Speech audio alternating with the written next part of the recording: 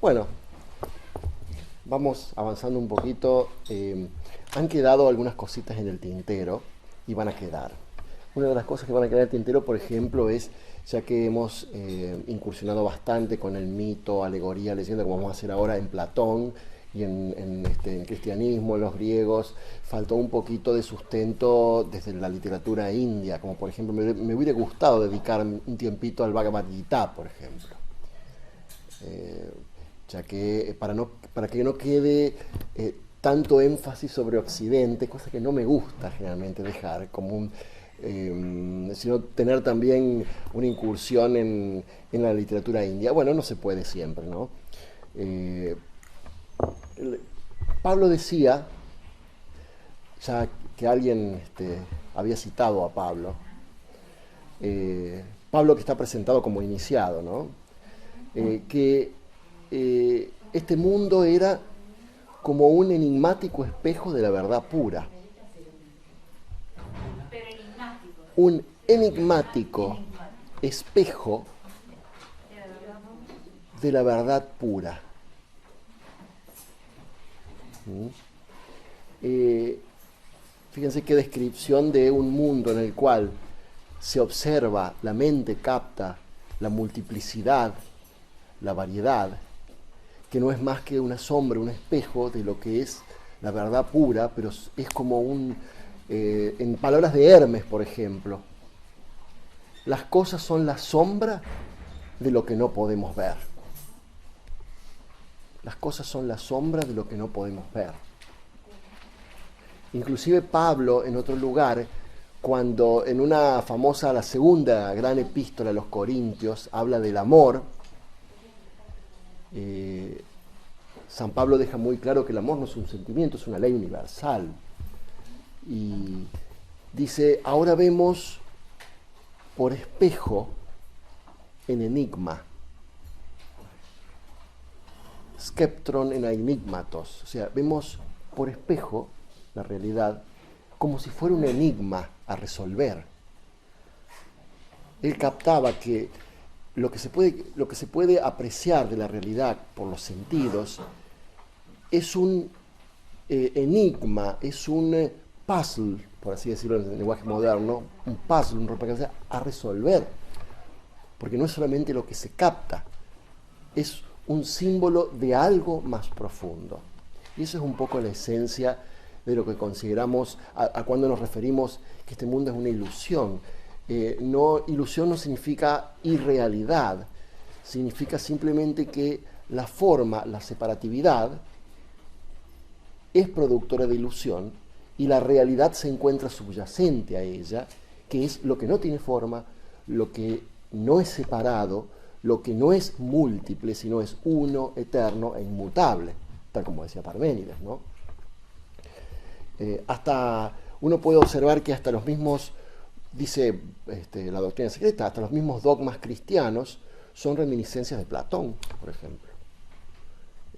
Uno puede ya observar una teología ya establecida, pero en su principio la teología, el cristianismo fue muy platónico. Los primeros padres de la iglesia eran neoplatónicos. Estudiaban a Platón y la literatura y la tradición antigua. Luego se hizo más aristotélico, bueno, tuvo un cambio muy, muy significativo. Es curioso que de todos estos grandes sabios que han aportado a la literatura con leyendas, con parábolas, con alegorías, con metáforas, lo hacían justamente con la voluntad de proyectar en la mente una idea y que aflorara la intuición. Algunos inclusive parece que se han comprometido demasiado con la verdad y han sido, de acuerdo a la tradición, condenados, como por ejemplo Esquilo, que decía, lo obtenemos esta información a través de San Clemente de Alejandría, que parece que había sido condenado por los atenienses porque en sus tragedias había develado secretos iniciáticos. De la tradición no se está muy seguro, porque no hay registros de que Esquilo haya sido condenado a muerte y apedreado, pero en realidad esa por lo menos es la tradición. Inclusive es curioso que Sócrates mismo, se hable en la literatura, y hay hasta una obra de Apuleyo que se llama El Daimon de Sócrates. se hablaba de que Sócrates tenía un daimon. Daimon en griego es espíritu. Entonces, la deducción es quién es ese daimon de Sócrates, su propio daimon será. O quizás es una entidad que le hablaba.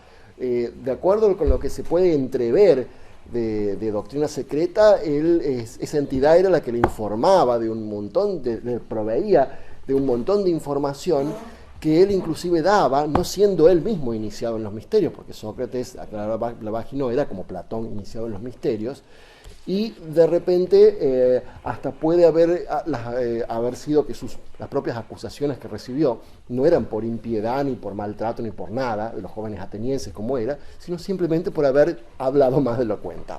Sí, es decir, ha hablado más hablado más de de la cuenta. la cuenta y dicho cosas que no debía. Y es curioso que, ¿por qué Platón elige justo a Sócrates como el principal interlocutor de los diálogos? Porque había sido su maestro. Sencillo. Porque es como que Platón escribió lo que Sócrates... Parece que, no sé si maestro, porque aparentemente, de acuerdo a la tradición, Sócrates no conocía mucho a Platón. Él lo tomaba como más que todo fue tomado como, según parece, como un paradigma, y era Sócrates, imagínenselo en las calles atenienses, un personaje desalineado, desarreglado, despeinado, sin ninguna precaución de estar en condiciones físicamente, y sin embargo embrujaba a quien se dirigía, es decir, con su palabra, con su capacidad de extraer la verdad, de hacer nacer, como decía justamente el método tan comentado de la mayéutica, de hacer nacer, hacer parir la verdad del que tenía enfrente, y él cuestionaba todo. Y eso justamente hace que, inclusive el mismo hecho de que él habla y es un interlocutor que llegó a hablar hasta de más, era muy posiblemente una razón por la cual Platón elige a Sócrates como su principal interlocutor en la mayoría de sus diálogos. Platón era un iniciado, Platón claramente era iniciado como lo era Pitágoras.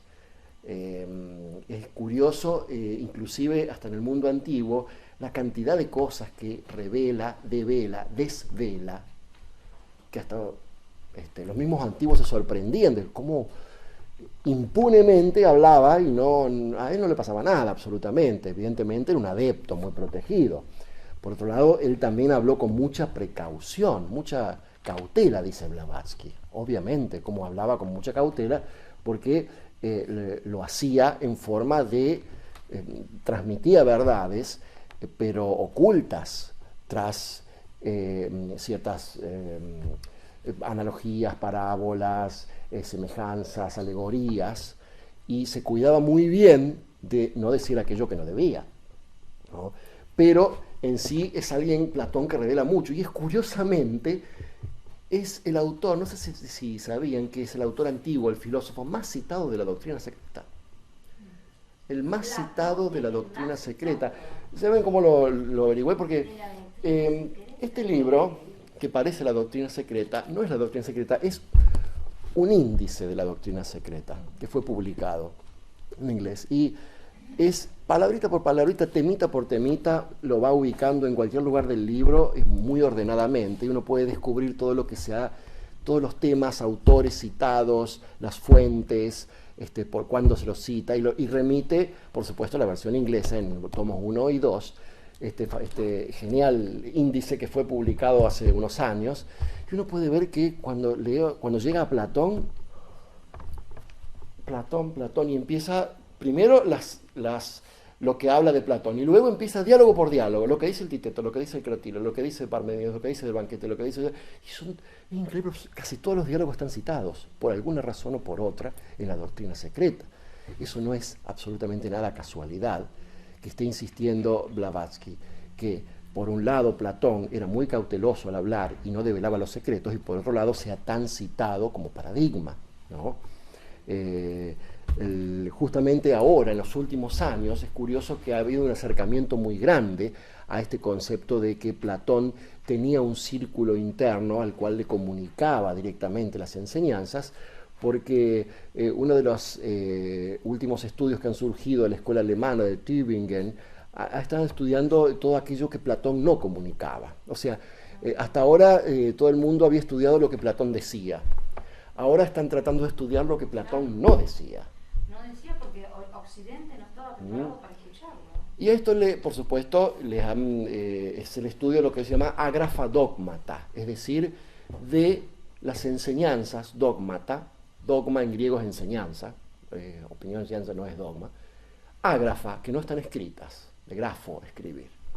No están, todo lo que no está escrito de Platón, que era, y en cierta forma eso tiene que ver con el concepto que viene muy bien revisar de los diálogos de Platón, ya que los diálogos de Platón no son una cosa, es un proceso que uno lee del primero hasta el final y que es pedagógico, y que uno va avanzando diálogo por diálogo y va sumando capítulo más capítulo. No es así.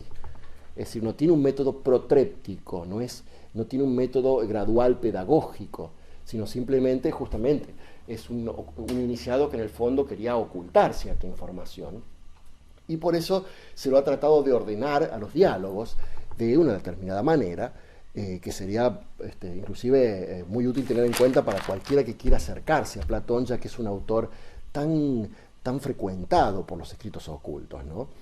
Especialmente por lo siguiente, porque cuando hablamos de Platón y de los diálogos, surge ante nada la presencia de, primero, el mito, que es un mito, y segundo, la alegoría, y por supuesto la analogía y la metáfora, como hemos hablado ayer, pero especialmente alegoría y mito, que es algo sustancial en los textos platónicos, ¿no? En Platón tenemos prácticamente una línea, si podemos, en donde en la vida el punto central, que es cuando ya estaba en su vida. Ustedes saben que Platón es del siglo de oro ateniense, ¿no es cierto? Esto es siglo V a.C., en la época, alrededor de la época de Pericles, el siglo de oro ateniense. Siglo de oro, bueno, para la polis de Atenas, el siglo de oro para ellos, nomás, y por supuesto los pocos ciudadanos que participaban de la polis, que era el 6% de la población, además eran esclavos y mujeres, que no participaban. Pero bueno, claro, la democracia, por supuesto, se rebelaba alguna isla y no le pasaba el tributo y los masacraban, pero democracia. Eso es un poco cuenta y viene al caso por lo que vamos a discutir de un mito de él con respecto al gobierno del mundo. Y en el centro se encuentra su gran diálogo, que en realidad son 7 libros, que es República. La República, donde se encuentra esta famosísima, la alegoría más famosa del mundo antiguo, ¿no? De la caverna. Aquí. Y en torno a este es el momento prácticamente donde Platón se considera que tiene clara la teoría de las ideas, que la expresa con toda claridad. Uno tiende a pensar que en todos los diálogos ya, no, uno ya puede entrever que hay ciertos diálogos, qué sé yo, por ejemplo, acá Carménides, Protágoras, Tritón, Ión, etcétera, que son los primeros. Y luego se habla de los diálogos en torno a la República, que es el que estamos viendo, que es el Gorgias, Fedón, Fedro, a ver qué otro más había el simposio, ¿cómo se decía en castellano? Simposium, la fiesta, el banquete. Banquete. ¿Es de la República? Alrededor de la República, ¿no? Son los diálogos que se consideran alrededor de la República, que están situados en la época en donde se escribe la República, que es prácticamente el diálogo paradigmático de él, que sitúa la mitad de su existencia, ¿no? Y luego tenemos los diálogos de madurez, en donde en casi ninguno ya está Sócrates como interlocutor, por ejemplo.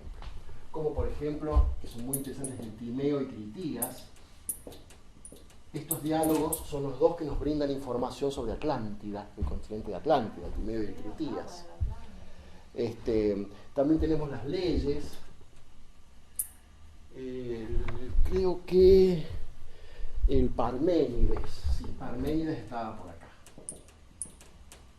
Y aquí tenemos entonces, fíjense, Fedón, Fedro, los más sustanciosos, Gorgias, el del sofista, el banquete, la república, son justamente los centrales en el caso de Platón.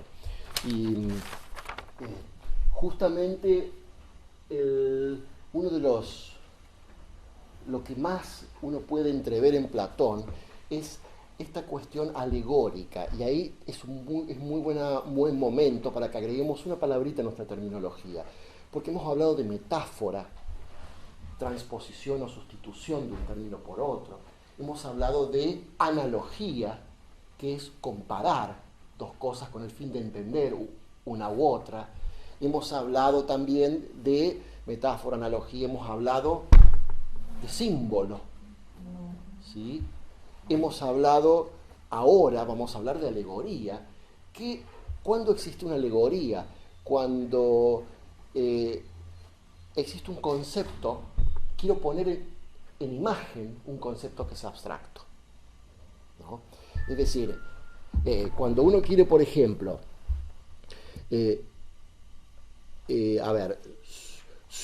tener una imagen concreta de un concepto que es difícil de explicar, por ejemplo, la justicia. La justicia no es una balanza, pero sin embargo, la balanza es una alegoría de la justicia, porque yo utilizo la imagen de la balanza para crear un concepto abstracto y evocarlo. Eso es un poquito la esencia de la alegoría. Agoreguo. Agoreguo era lo que se hacía en el ágora. Ala es hablar de otra manera, o sea, es sustituir. Es decir, alagoreguo, es decir, hablar en alegorías, es hablar reemplazando, hablar tratando de poner objetos y formas pictóricas a conceptos que de otra manera serían abstractos y difíciles de entender.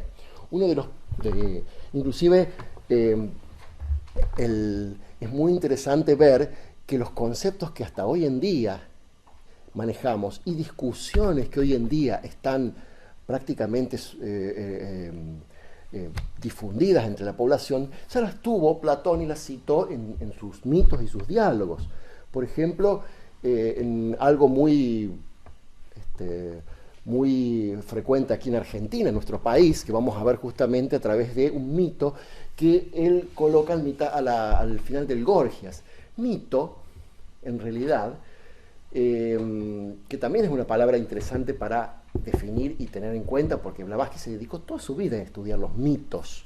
Ahora, de pronto a veces uno no sabe exactamente distinguir un mito de una alegoría, e inclusive mucha gente habla del mito de la caverna y otros dicen la alegoría de la caverna. Bueno, sí, eso todavía hoy lo discuten hasta los que se dedican a eso. De todas maneras, alegoría, ¿no es cierto?, es justamente lo que les he explicado, y mito es una palabra griega, mythos. Lo que pasa es que ya en griego quiere decir un montón de cosas. Y se usaba diferente en la época homérica. En la época homérica mito significaba palabra, cosa transmitida. Después en otra época de Platón ya significó un relato armado. Pero sí ahora, de acuerdo, por ejemplo, a opiniones de los que se dedican al estudio de la mitología, admitimos que mito tiene ciertos requerimientos. O sea, una historia, una fábula significa relato en latín, para que sea mito debe tener ciertas cualidades y características. En primer lugar, tiene que establecer una conexión entre el reino humano y el reino de los dioses.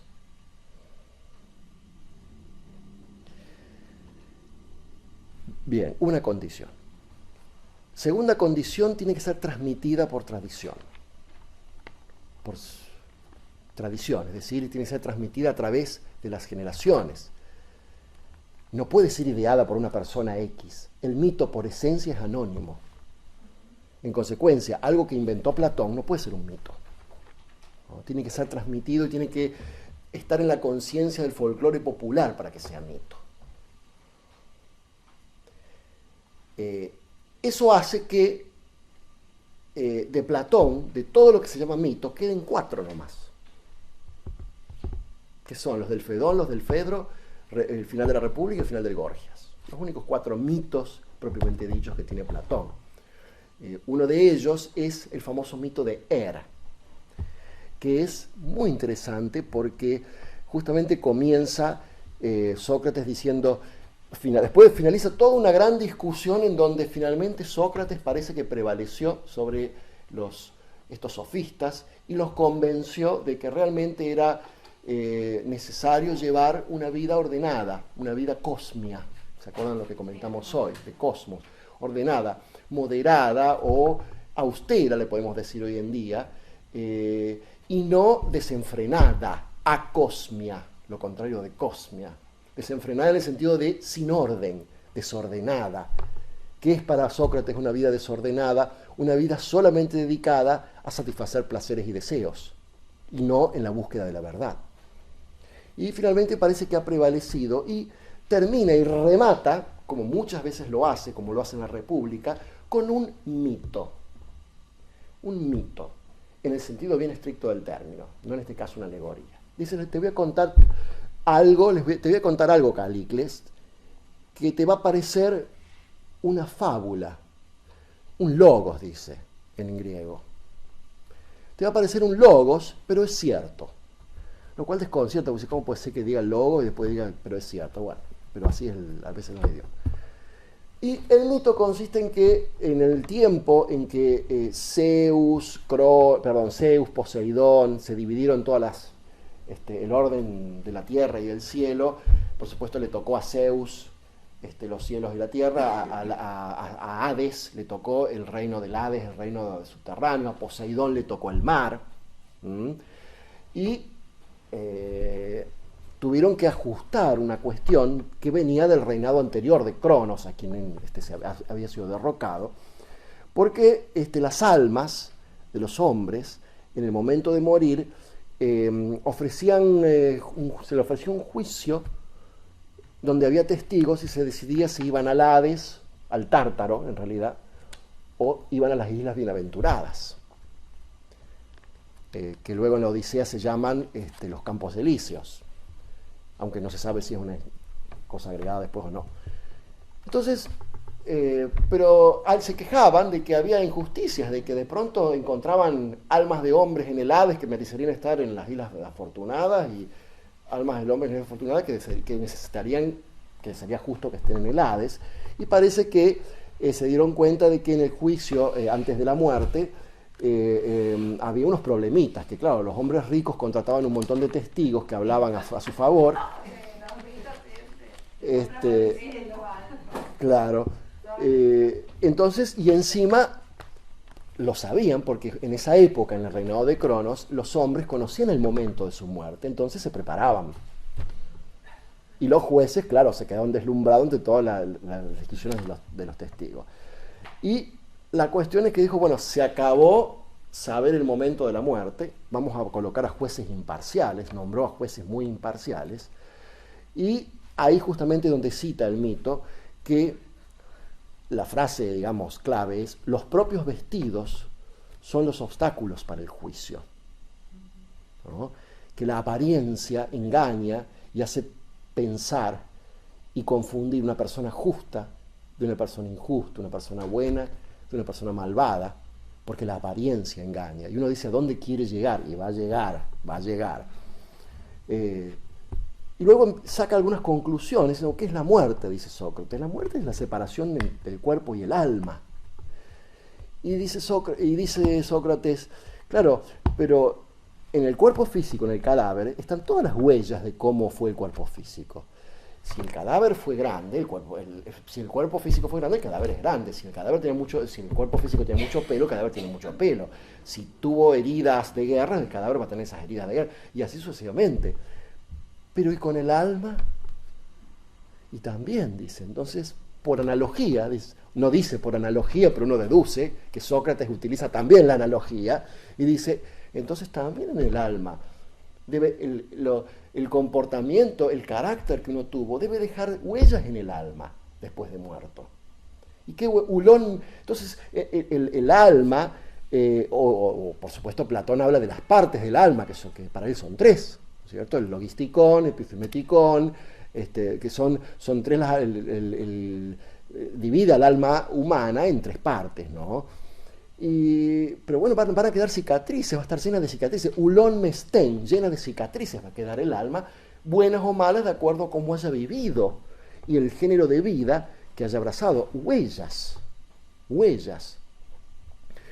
Y comenta que dentro de estos que no pasaban en el juicio, se encuentran en especial aquellos que en su vida que tienen que expiar sus sufrimientos con grandes penas, porque su alma está llena de cicatrices. Y aclarando que las almas con mayor cantidad de cicatrices son justamente los que han abusado del poder, o sea, los políticos corruptos.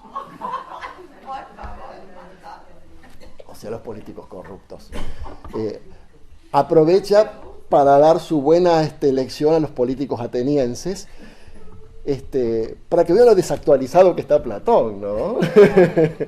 Bueno, y dice que de las almas que prácticamente tienen heridas incurables y que se quedan para siempre en el tártaro son los políticos. Dice, los mayores criminales se forman de los que tienen en mano la autoridad.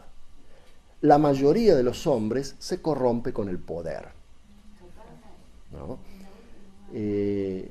Por eso termina este mito, que simplemente lo concluye ahí, no da mucha definición, pero termina este mito diciendo que él elogiaba a quien elige vivir justamente, que él sabía que de pronto a él lo podrán condenar, ya entreveía ahí en el final de Gorgias que lo iban a condenar a él, pero su esfuerzo no era la apariencia o parecer bueno, sino su esfuerzo era ser justo en realidad, no parecerlo, porque esa es otra discusión que ha tenido durante el diálogo, y que él haría un esfuerzo por vivir y ser virtuoso tanto como sea posible, hasta el final de sus días.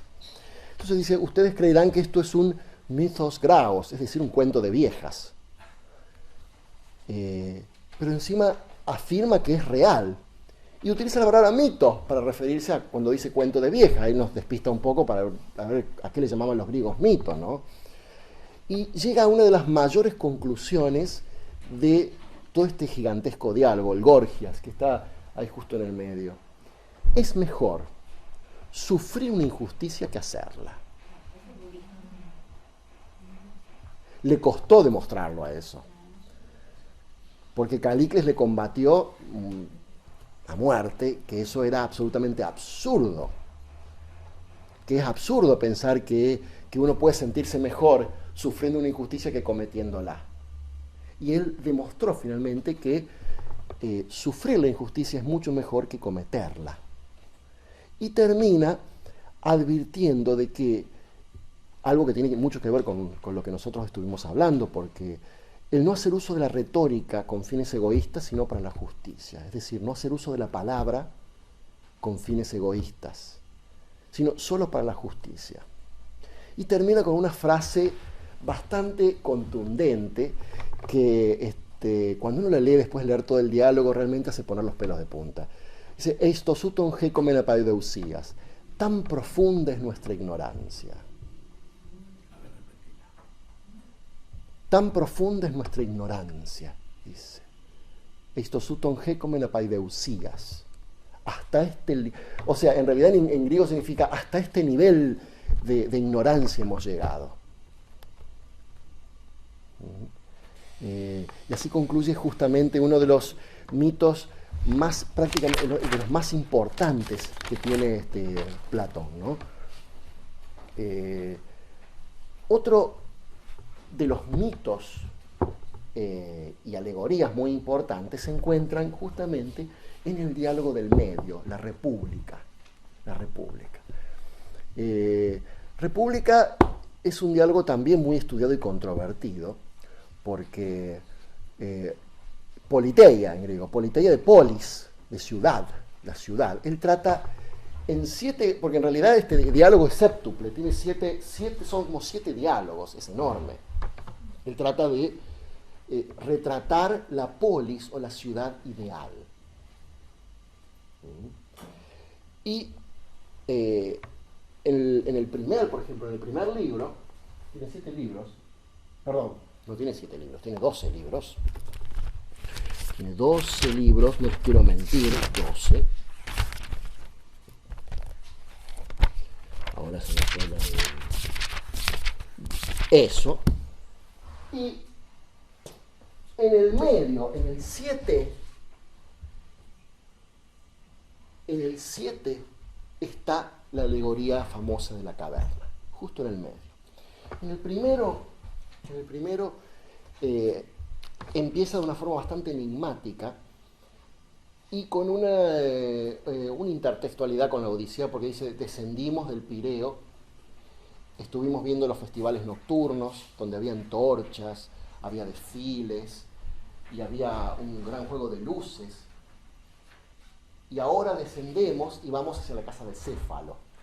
Y vienen de observar, fíjense, una ilusión, una puesta en escena, y ahora van a hablar de filosofía. Y se encuentran con Céfalo, que esto es un anciano que estaba ofreciendo en ese momento un sacrificio a los dioses, y él comienza a discutir con Sócrates acerca de la vejez y de la edad madura, y Céfalo le dice que en realidad para él la vejez ha sido un alivio, porque el verse libre de tantos bandidos, nuevamente fíjense, los bandidos que son las pasiones humanas, que es lo mismo que hemos encontrado en las parábolas, en el retrato de las fuerzas de la forma y sus elementales y sus compulsiones, como bandidos, como ladrones. Especialmente el cristianismo ha tomado esa figura, ¿no? Ese símbolo, esa alegoría en realidad es. Y que él verse libre a esa edad de tantos bandidos, que son justamente esas pasiones que hay que satisfacer, le ha dado como cierta alegría y cierta libertad a él. Entonces, ahí es cuando llega Trasímaco, y comienzan a discutir lo que es la columna vertebral de toda la República, que es acerca de la justicia, ¿no? Dikaiosune. La justicia es el tema central de toda la República, así como en el Gorgias la retórica es el tema central y se trata de definir cómo es la vida, cómo se debe vivir la vida. Aquí es la justicia, en griego dikaiosune, y a su vez permanece presente esta cuestión que le interesa tanto a Sócrates, o sea, a Platón, de cómo se ha de vivir la vida virtuosa, post-bioteon, cómo se ha de vivir la vida, de qué modo hemos de vivir bien, de acuerdo a la virtud, a la arete. Es un interés profundo que está a través de muchos diálogos, ¿no? Luego, ¿qué dice Sócrates? Llega a la conclusión de que en realidad la primera definición tentativa de las 7 que va a haber a lo largo de toda la República es que en realidad corresponde dar a cada uno lo suyo. A cada uno no significa persona, significa a cada parte del yo lo que le corresponde, que cada cosa tenga lo que le corresponde y nada más. Ante lo cual Trasímaco se le opone diciendo: no, que justicia es cuando el más fuerte prevalece y hace lo que quiere, es decir, la conveniencia del más fuerte, eso es justicia. Y ahí comienza una de las discusiones más acaloradas de todos los diálogos de Platón, donde llegan prácticamente en algún momento a insultos, porque muchas veces en algunos diálogos se llega a una discusión muy afiebrada, en donde hay prácticamente insultos de las partes, ¿no? Se ve que esta cuestión de la justicia, Platón no la conecta simplemente con la justicia en el sentido que nosotros lo entendemos. Para Platón la justicia es una virtud del alma. La templanza, la justicia son virtudes del alma que son inherentes a la vida virtuosa. Entonces trata de definirla y no llegan nunca a una definición, porque en realidad termina toda la República y dice Sócrates: al final hemos tratado de definir la justicia, pero no hemos llegado a tener una definición convincente. Es decir, es lo que se denomina al final aporético, que es muy frecuente en Platón. Aporía es, poros es camino, nos quedamos sin camino, se llegó hasta ahí, reconozcamos la ignorancia y cerremos el diálogo. Es muy frecuente, muchos diálogos de Platón son aporéticos, en donde se llega al final y los interlocutores coinciden en que no se llegó absolutamente a nada, somos ignorantes, dejemos el tema. Muy frecuente eso. En cambio en otros se llega a ciertas conclusiones. Uno de los que son clásicamente aporéticos es el Cármides, que es muy famoso ese diálogo porque aparece, está muy comentado porque aparece un chico, un joven muy virtuoso aparentemente y muy buen mozo, y bueno, Sócrates se descoloca ahí de repente.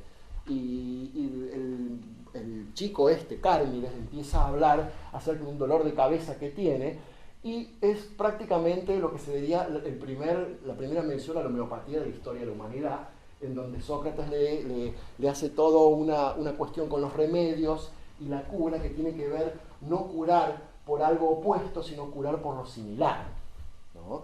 Y así le hablan también de la fuerza de la palabra, del embrujo de la palabra, de cómo se puede, bueno, y finalmente no llegan a ninguna conclusión, pero por lo menos al chico se le va el dolor de cabeza. Sí, al final. La cuestión es que sigue Sócrates, volvemos a la República, en el libro número 2, trata de elaborar la idea, empezar a construir un patrón de cómo es la polis, la ciudad perfecta, ¿no? Y empieza ya a tratar de idear un estado ideal y con las necesidades. Y una de las afirmaciones curiosas que hace es que en ese estado ideal cada persona debe dedicarse a lo que le corresponde, es decir, a su oficio, en el sentido de que en cada persona por esencia tiene una esencia particular y tiene que seguir esa esencia, no tiene que seguir el capricho de que yo quiero hacer esto, quiero hacer lo otro. La libertad consiste justamente en ser acrecentadamente lo que uno es, no querer ser otra cosa, ¿no?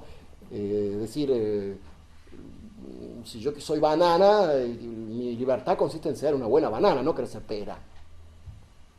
No confundir la libertad con la atracción y la repulsión. Y a su vez hace una lista muy interesante de armonías que deberían ser permitidas, bueno, etcétera, etcétera. Sí, el número 3 empieza a hablar de la calidad de los hombres que deben componer la república.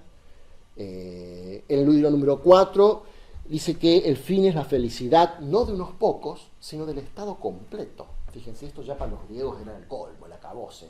Que alguien diga el motivo de la felicidad no es que los pocos que gobiernan o uno sea feliz, que todos sean felices, que la felicidad sea algo que corresponda a todo el Estado. Y habla de la no dañabilidad, lo que vemos en Sánscrito de la Gensa. Bueno, también habla de la no dañabilidad como recurso importantísimo dentro de la República. Sigue libro 5, libro 6, en donde empieza a hablar del gobierno. Y ahí es donde, claro, uno se da cuenta que en la ciudad ideal Platón propone una monarquía.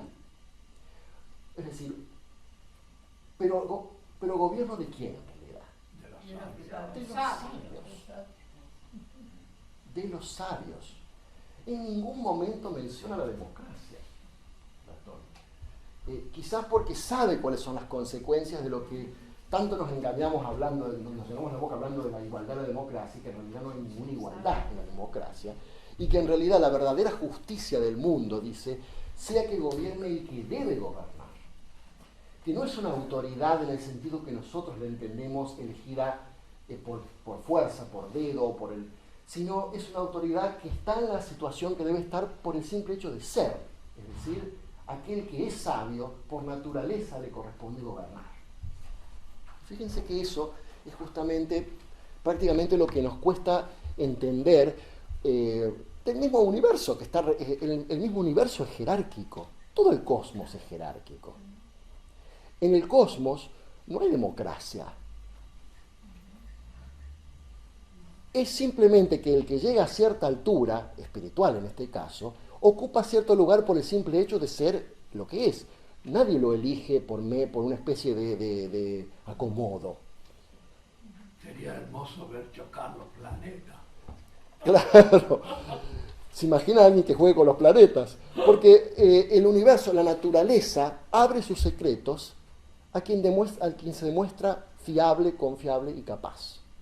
Y ese llega a obtener una cierta posición con una cantidad X de poder en ese sentido, cuando ha demostrado esa capacidad y evidentemente cuando por esencia lo puede ocupar, que es un poco aquello de lo que habla Platón en la ciudad ideal, que es, existe una forma de gobierno en el sentido absoluto, pero es solamente en el sentido espiritual, que gobierna el sabio.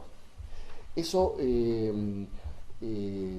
puede chocar un poquito que uno de pronto no defienda tanto la democracia, pero desde un punto de vista espiritual estamos defendiendo simplemente una cadena jerárquica que existe en el universo porque uno observa el universo, uno estudia la evolución y observa que en el universo se da la ley de jerarquía. Y que nadie se ofende por eso, simplemente que cada uno ocupa el lugar que debe ocupar, de acuerdo a sus méritos, su estado evolutivo, las ruedas del karma, su evolución, etcétera, etcétera, ¿no? Luego, claro, llega el libro 6, que está ya casi al punto de la caverna, y comienza con una alegoría muy importante, que es la alegoría del sol. Platón divide recuerden que alegoría es dar imagen a lo que no tiene imagen, es conceptuar un pensamiento abstracto, ponerle forma.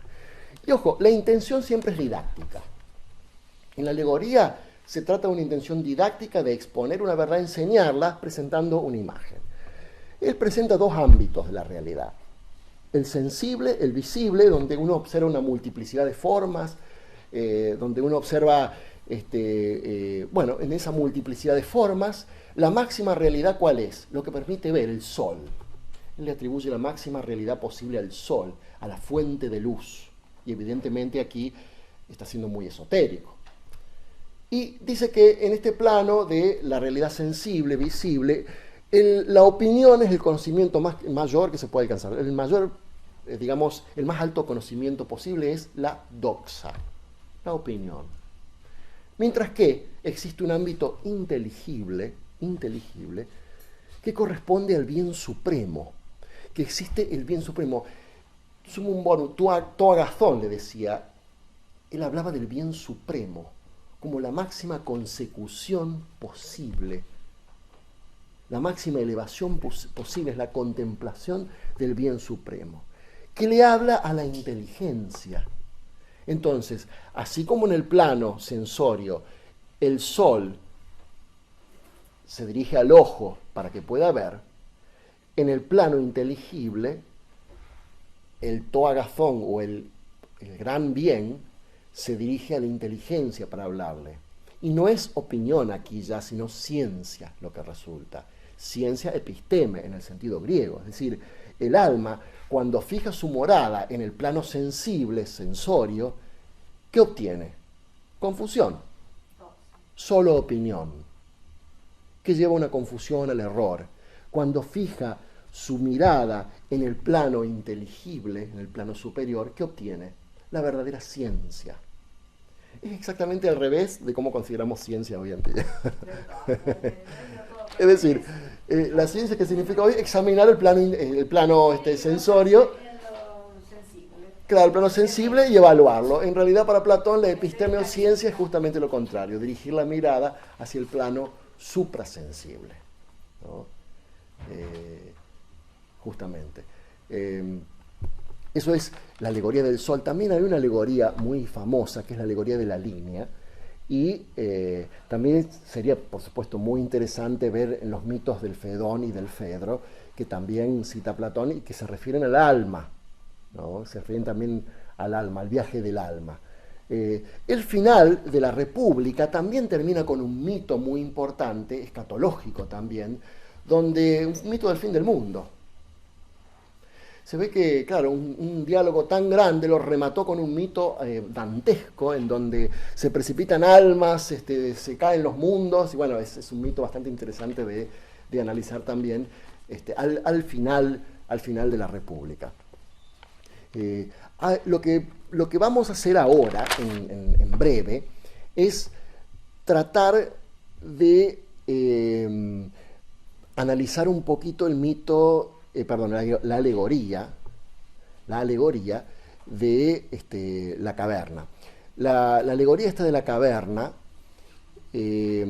ha sido llamada mito, pero existió un estudioso muy importante, Piper, que bueno, es el que ha estudiado esto que les he dicho, es decir, que el mito tiene ciertas condiciones, tiene que hablar de una relación entre los dioses y los hombres, el mundo de los dioses y el mundo humano, tiene que ser transmitido por tradición, y de acuerdo con eso la caverna no postula como mito, postula como una alegoría, es decir, una alegoría que en realidad es una analogía, porque estamos analogando, es una metáfora del camino espiritual. Estamos, en realidad más que analogía es metáfora, estamos sustituyendo una historia por una imagen del camino espiritual. Eso es justamente lo que vamos a hacer, y lo voy a unir con la charla de las 7, porque justamente quiero hablar del sendero espiritual en base a la alegoría de la caverna.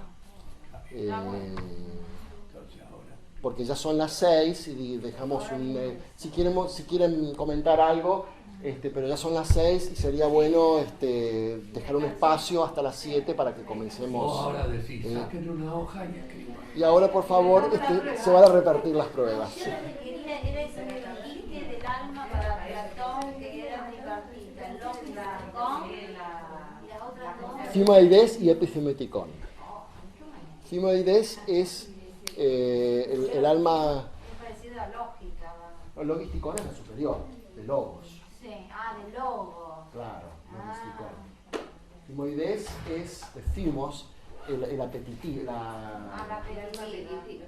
alma apetitiva, y epigemeticón es el animal. El animal. ¿Daba alguna definición Ese de era- alma, Platón? Simplemente aparece esa palabra que, bueno, imagino debe ser griega en origen. Sí, Se refiere, la divide, pero no da una definición o una explicación de dónde viene o por qué él la usa. sí, es en la República. ¿Ah? La República es uno de los lugares en donde el tratado, el diálogo propiamente dicho sobre el alma es el Fedón. Es el Fedón. Donde hay una figura, una metáfora muy linda de un carro que se parece al del Bhagavad Gita. Sí, Fedón. Pero en realidad la República emplea bastante texto en tratar de hablar de la psique o alma. Se dice lo que es psique, ¿cómo lo decís vos? Sí, Es sí, Biblia. es psique. Claro. De ahí proviene. De ahí el viene término psíquico. psiquis. Yo entendía la de abajo, ¿no? O psique. La de arriba, no. Claro, por eso psicología. Sí. Por eso es absolutamente absurdo, como se dice, poner ahora psicología. Porque aparte psicos en griego es higos, sería como el tratado de los higos. El tratado sobre los higos. No, pero yo la puse muy fea. Claro. Psique es la palabra para alma. Pasa que si uno busca psique en el diccionario ocurre algo parecido que con logos. Significa una barbaridad de cosas y hasta puede indicar una persona nomás. A veces por figuras retóricas, metonimia, bueno. Entonces, aparte es una de las palabras que a través del tiempo va cambiando. No es lo mismo, supongamos, logos, mito, psique, no es lo mismo como lo decía Homero que después cuando la dijo Platón y cuando después posteriormente, ¿no es cierto? La psicología lo ha tomado como sinónimo de alma. Es un poquito más complejo que eso, ¿no? Pero en la República, para eso tendrías que leer República y Fedón. Está bien. y después le contás lo que entendiste. Es más, vamos a dar una conferencia Claro. de yoga, otra de Fedón, sería el banquete de la moda. Yo voy a preparar una del Fedón para Córdoba, por ejemplo. Sí, porque el Fedón es muy importante, es un diálogo muy importante. Sí. Está bueno. En la época de Platón, la justicia la ofrecían los políticos. Claro. Claro. Lo que pasa es que Platón aquí eleva el término justicia a otro nivel.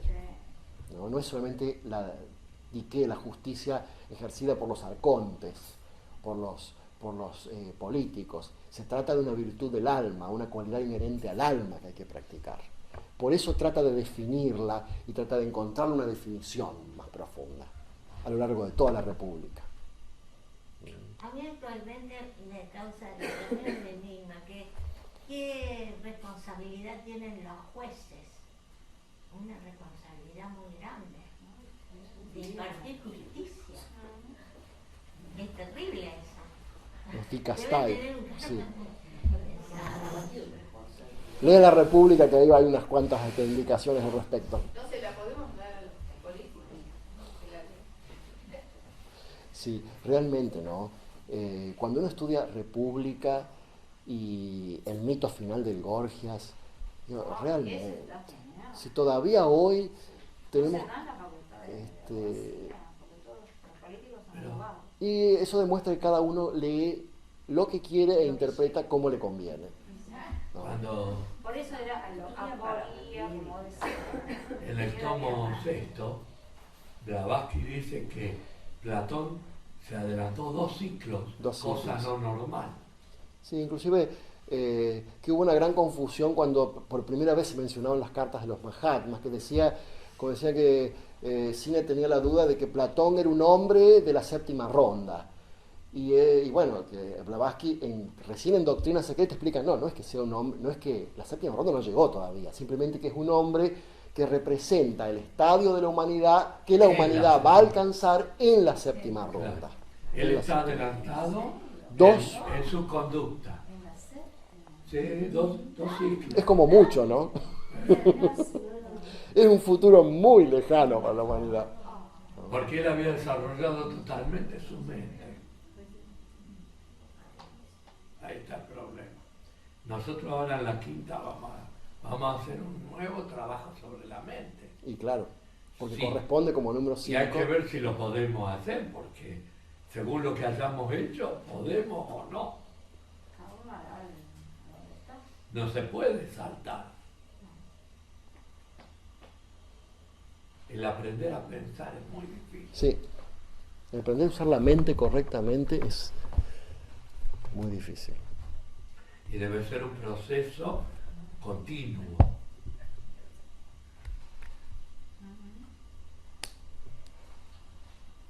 Ya el primer paso, el elemental, es en el actual estadio casi imposible, que es la total subyugación de todos los remolinos de la mente. Eso es el primer paso y elemental. Todavía no pasó nada. Eso es lo primero que hay que hacer y sin embargo eso ya resulta hoy de una extraordinaria dificultad. Detener el flujo de las modificaciones mentales.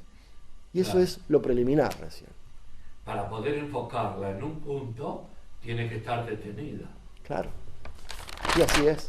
Los pasos que Por son... eso el Buda decía, atento y en posesión de sí. O sea, siendo dueño de tu mente. Y ese es el problema. Así es. Uy, cuántas cosas hemos anotado. Estos días han sido... Para una semana, como hicieron con... Recuerda entonces, claro, y eso se conecta directamente con los 8 pasos que menciona Patanjali en sus famosos sutras, ¿no? El yama, que es justamente, que tiene que ver con las normas, las leyes, las normas, las virtudes, niyama, ¿no? La correcta postura, asana, que es, más que postura, en realidad es la correcta actitud, ¿no es cierto? Pranayama, que es la correcta respiración. Pratyahara, La abstracción de los sentidos. Abstracción. Dharana, el enfoque, la concentración. Pero no se puede llegar a la concentración si no dominar los sentidos. En absoluto, claro. Dhyana, la meditación, y finalmente Samadhi. Pero para eso, es decir, ya con eso implica un nivel de inmersión en la totalidad, en la unidad, y una capacidad de conocimiento directo de cualquier cosa que el alma tenga enfrente. Y Samadhi ya es la inmersión total en la unidad. Lo que pasa es que los 7 pasos que marca Patanjali son una escalera. No podés saltar ninguno porque no podés llegar para arriba en la escalera. Y no. En realidad, esta cuestión de la jerarquía tiene que ver con la gradualidad necesaria en todo este universo. Recuerden esta afirmación de Luz en el Sendero, que tus pies no recojan barro y que no pongas el pie en otro escalón si no te has lavado el barro de los pies, porque ese barro se secará, te precipitará hacia abajo.